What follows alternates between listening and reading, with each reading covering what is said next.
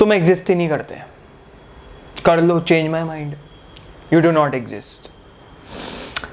भाई मैंने तो कह दिया कि हम फिलॉसफी पढ़ते हैं, हमारा सोसाइटी के साथ बहुत हद तक ओवरलैप ऑफ आइडियाज़ नहीं होता, तो हम एग्जिस्ट नहीं करते, सोसाइटी की नज़रों में एग्जिस्ट नहीं करते। अब बहुत लोगों को ये कन्फ्यूजन वाली स्थिति भी लग रही होगी कि क्या बोल रहा है भाई, ये बंदा बकना क्या चाह रहा है, बट हम इसको यहाँ पे क्लियर करेंगे कि भाई डू यू एग्जिस्ट, क्या है एग्जिस्टेंस। इससे पहले एक लेक्चर था एग्जिस्टेंस के ऊपर, मैं यहाँ पे कार्ड्स में डाल दूंगा कि एग्जिस्टेंस का और एग्जिस्ट करने का मतलब क्या होता है, कि भाई एग्जिस्ट तो ये भी कर रहा है, इसमें और एक इंसान में क्या फ़र्क है। जैसे आजकल लोग बोलने लगे ना, I identify as a this, I identify as a woman, I identify as a cat, I identify as a dog, है ना। आइडेंटिटी के ऊपर मेन बात है।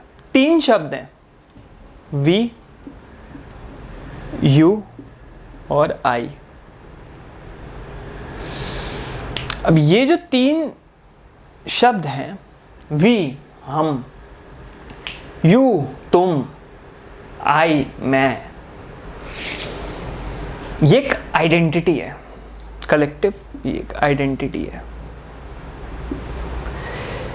अब वी, यू या आई कहलाने के लिए एक तुम समझ लो कि एक बेसिक क्वालिफिकेशन एग्जामिनेशन होता है भाई सोसाइटी का, जिसको हम बेसिक सर्वाइवल एग्जामिनेशन भी बोल सकते हैं। ये मेरा अपना कॉइन टर्म है, बेसिक सर्वाइवल एग्जामिनेशन।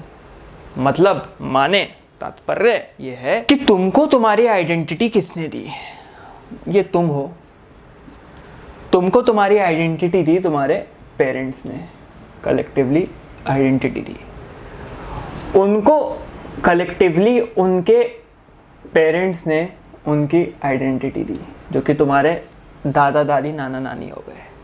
पीछे जाते जाओ, पीछे जाते जाओ, पीछे जाते जाओ।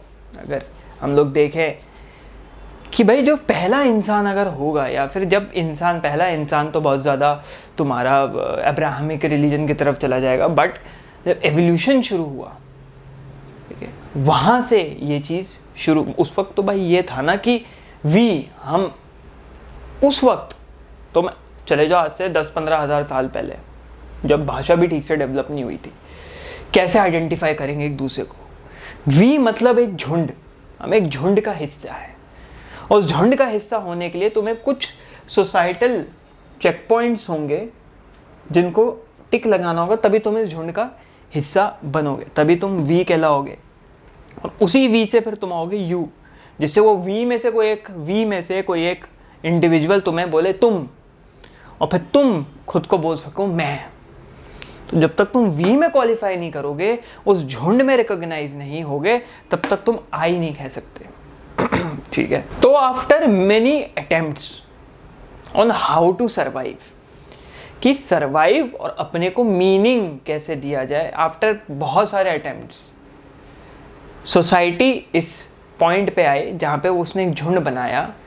ये बेसिक तुम्हारा ये जो था, क्या लिखा है, सर्वाइवल एग्जामिनेशन जो था, उसको पास किया। फिर उन्होंने अपने को कलेक्टिवली ग्रुप झुंड बोलना शुरू किया कि हम हैं। तो जो मेरी ओपनिंग लाइन थी इस लेक्चर की, कि अगर तुम्हें एग्जिस्ट करना है इस दुनिया में या एक पर्टिकुलर सोसाइटी में, और अगर तुम्हारी आइडियोलॉजीज अंडरलैप कर रही हैं, एक होता है भाई सिंपली, मैं कहाँ बनाऊँ तो जगह नहीं मिलती, एक होता है ओवरलैप, कि भाई कुछ आइडियाज़ ओवरलैप कर रहे हैं, या तो वो पार्शली ओवरलैप कर रहे हैं या फुली ओवरलैप कर रहे हैं, ठीक है, या एक पूरे यूनिवर्सल सेट के तुम सबसेट हो, या फिर वो ओवरलैप ही नहीं कर रहे हैं, पूरी तरीके से डिसइंटीग्रेटेड है। तो अगर तुम अंडरलैपिंग आइडियाज़ के साथ जा रहे हो और कोई भी एक चेक पॉइंट क्लियर नहीं कर पा रहे हो तुम्हारे बेसिक सर्वाइवल एग्जामिनेशन का, तो क्या तुम सोसाइटी के अकॉर्डिंग एग्जिस्ट कर रहे हो? भाई सोसाइटी के अकॉर्डिंग तो तुम एग्जिस्ट नहीं कर रहे ना, because you do not identify as we.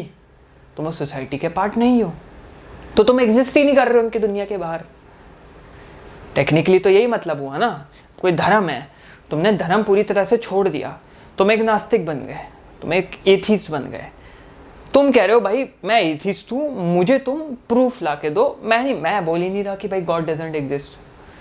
मैं अपनी बात नहीं कर रहा, इन जनरल एथिस्टिक माइंडसेट समझा रहा हूँ। मैं तो बोल ही नहीं रहा गॉड डजंट। मैं तो ये बोल रहा हूँ कि अगर if it does exist, if God exist, proof दे दो, कोई भी एक मिरेकल दे दो, मैं मान लूंगा भाई। मैं उसी दिन धार्मिक बनने को रेडी हूँ, फुल हार्डकोर, तुमसे भी ट्रिपल गुना हार्ड मैं धार्मिक बन जाऊँ 2 लाख के। तो क्या वो एग्जिस्ट नहीं करेगा उस पर्टिकुलर रिलीजियस सेक्ट या उस particular group of group of people के नज़र में? तो एग्जिस्ट ही नहीं करेगा। अब तुम्हारे साख्त बाबा है जॉन पॉल साख्त, उन्होंने कहा कि भैया देखो, existence preceded essence, existence precedes essence. भाई किसी भी आइडिया को आने के लिए पहले हमारी एग्जिस्टेंस ज़रूरी है, तभी तो कोई आइडिया आएगा। वो भी हटाओ, मेरा तो सीधा सा सवाल है कि हम अपनी एग्जिस्टेंस कैसे जस्टिफाई करेंगे। सबसे पहले सोचो, जवाब है, ऐसा नहीं एग्जिस्टेंशलिज्म में इसका जवाब नहीं है, लेकिन तुम्हारे ऊपर ये चीज़ है, क्वेश्चन दिमाग चलाओ।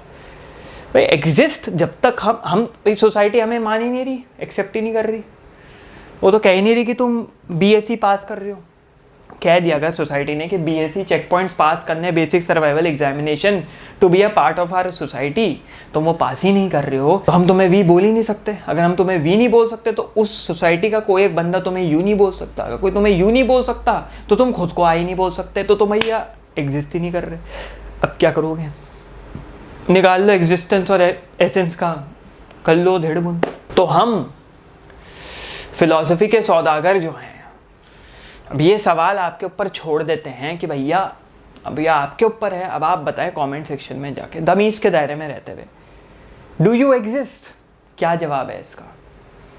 Do you exist? क्या आपके आइडियाज ओवरलैप कर रहे हैं पार्शली, कंप्लीटली, या अंडरलैप कर रहे हैं? क्या आप पार्ट हैं सोसाइटी के, क्या आप पार्ट नहीं हैं सोसाइटी के? एक बहुत तगड़ा डिबेटेबल टॉपिक है ये। सोचा कि थोड़ा सा इसको अपने तरीके से बाहर लेके आया जाए, किस तरीके से हम अपने आर्टिकुलेशन के तरीके से लाया जाए। तो ज़रूर मेरे को इसका आंसर तुम कमेंट्स में बताना। Do you exist? If so why? तब तक के लिए सोचो भैया, देख लो अपने हाथ पैर के एग्जिस्ट भी कर रहे हो कि नहीं। चलो भैया कट लो।